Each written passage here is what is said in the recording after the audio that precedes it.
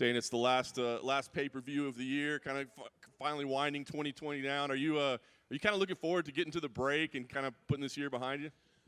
Yeah, it's funny because I've been wishing this year away for so long, and now that we're going into 2021, I don't know if what I was expecting to be different. I think it's going to be a lot of the same, but we figured it all out and we know what we're doing now. So, we have more of a direction than we did when this whole thing started.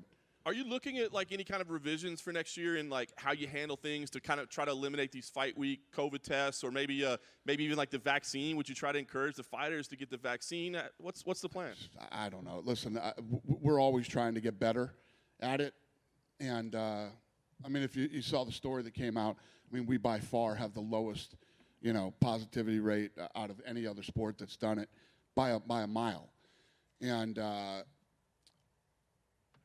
We're going to continue to do what we do and get better. And I don't know about vaccines or any of that. People asking me questions about arenas and all this stuff. I have no idea. But I told you, and I'll tell you again, I'm not going into an arena until we can sell out an arena. I'll stay here.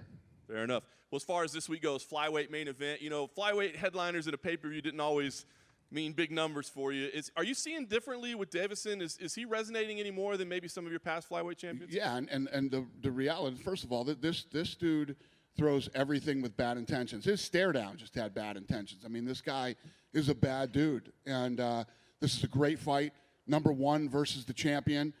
Doesn't get any better than that, and the card is stacked. This card is packed with great fights that you got to see, so that doesn't hurt either.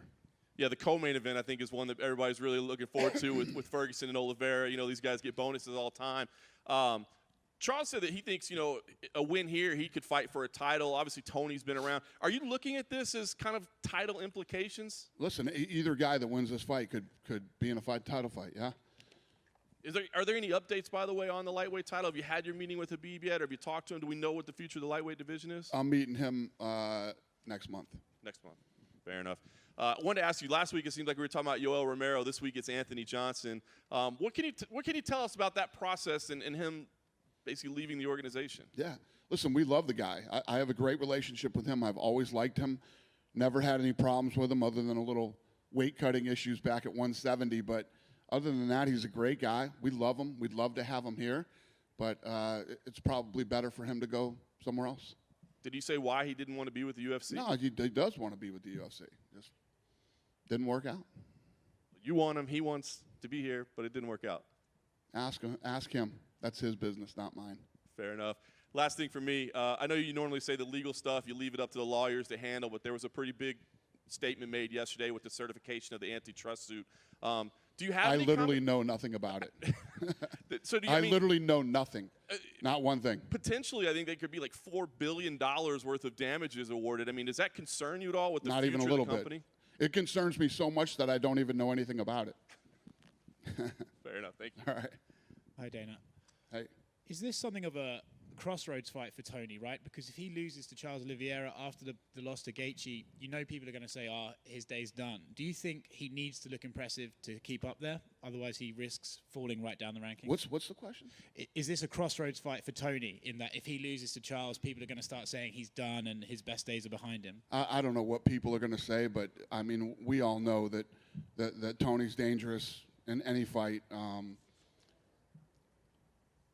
I don't want to take anything away from Gaethje, but Tony does some crazy things sometimes. Tony does things that don't make sense sometimes. And I don't think that Tony should have made weight when he didn't have to fight and then had to turn around and make weight again.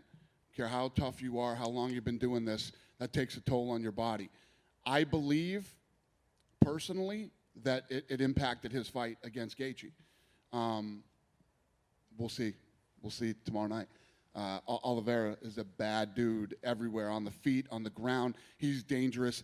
Stylistically, you couldn't have a more fun fight than this co-main event is. When we made this fight, the day in the matchmaking room, we were pumped about it. So we did it. We got here. We got through COVID. Everybody made weight, and here we are. So this is a fun one, man. If you are a fight fan, tomorrow night's card is the last card of the year on pay-per-view, and it's a badass card. the jiu-jitsu matchup with the women is a badass fight. I mean, you just go through the whole card. Holland and Jacare, and the list goes on and on. Yeah, I mean, even opening up with Junior Dos Santos and Cyril Garner. Exactly. What's the upside for someone like Cyril Garner? If he beats Junior Dos Santos and he's, look at the guy's huge, does he have a great upside? There's nothing but upside. I mean, he's ranked number 14, and I think JDS is number 7. Nothing but upside. It breaks him into the top 10. He's one of the biggest, scariest, hard-hitting dudes in the division, and he moves like a middleweight. There's nothing but upside for that guy. And plus, he's had a rough. We've all had a rough 2020. He's had a really rough 2020. I mean, fights have been falling out left and right for this guy. He's here. He's going in against a guy who can break him into the top 10 with a win. Nothing but upside. And in that division, and I know that you hate this sort of stuff, but do we have an update on the title fight between Ngannou and Miocic? Have you got a date in mind for that fight? No. Okay, cool. Thanks, Dana. Yep. Dana over here. There's a lot of talk about what could be next for the winner of Figueiredo and Moreno. Cody Garbrandt's out there. You got guys like Askar Askarov making their way up. I mean, have you thought about what you would prefer following Saturday? No, I'm just pumped for Saturday. I'm just looking at that, and this is the last one of the year.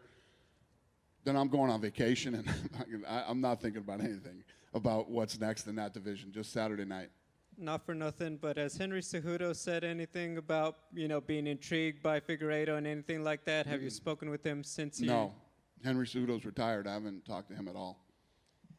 Just an update. Obviously, when you see the lightweight division in action, people are talking about what's next. Is there any update on Michael Chandler and who and when we might see him? We're working on that. We'll have something for you guys soon. My final question, there are a lot of fans, they love coming out to watch UFC live. We know the state of things are, but what would you say to those fans who are just like, Dana, we miss coming out here to watch it? I don't blame you. I miss a lot of things, too. There's a lot of shit that I like to go out and do, too, that I'm not doing right now. It's unfortunate, and I can't wait till we do get the fans back. I mean, imagine the first one live when we can actually sell out the arena and sell every seat. It's going to be special. I think that when we finally get fans back, it's going to be like the first show in Toronto, the first show in New York City, and the list goes on and on. It's going to be one of those type of events. It's going to be amazing. I'm looking forward to it. Right. Staying in the flyweight division, you also had Manny Cape weigh in as a possible backup. He's had a pretty rough 2022. He hasn't even made his debut yet. So what do you see in him that similar to Michael Chandler, he's weighing in as a replacement. He hasn't even had a fight yet. Yeah, who did you say? Manny Cape. Yeah. What's the question? What do you see in him that he's weighing in as a replacement and he hasn't even made his debut yet? Similar to the Michael Chandler situation. Yeah, no, I love guys that do this. I was just talking to Megan back there, and this has been the year of stepping up. I mean, so many people have stepped up, whether it's late notice fights, coming in as a replacement, making weight. It's been a really cool year. Everybody's sort of banded together to make these things happen. And as fucked up as this year was, it's been a cool experience at the same time. Between me and my staff and the fighters, and it's been a really unique, cool year. I don't know how else to explain it other than it's been awesome.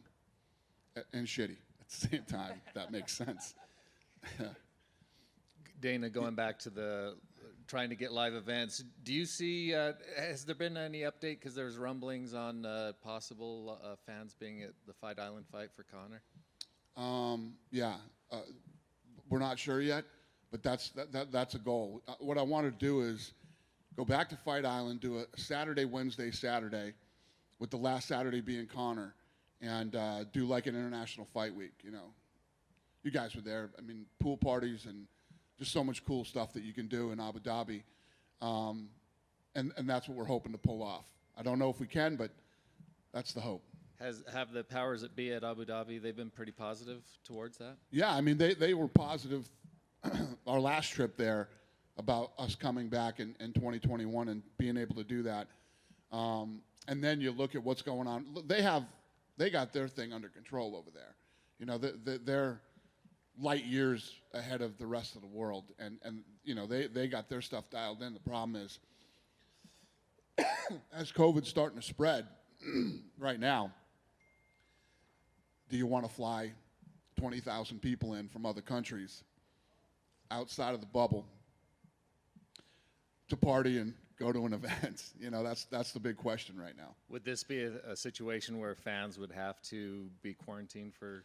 Well, I don't know. I don't know how we would. That's part of the problem, is figuring the thing out, and you know, pre-testing and testing when they're there, and there's a lot of things that we're talking about.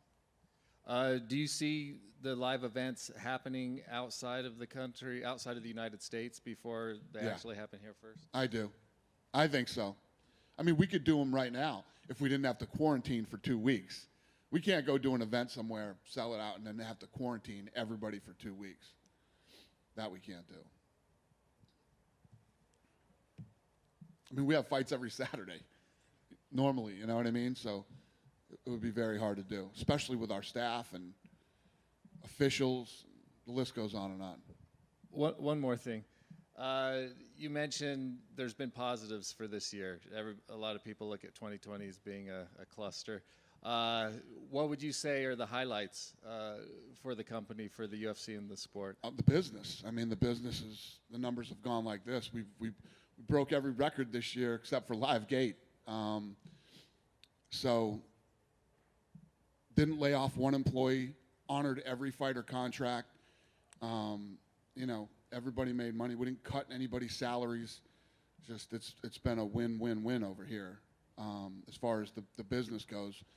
But you know, personally, it's tough on all of us. You know, all the things that are going on, and I know that some people have gotten really sick, and some people have lost loved ones. I mean, stuff like that. But other than all the positives as far as the business go, it couldn't be any more positive. Thanks. All right, bud. Good?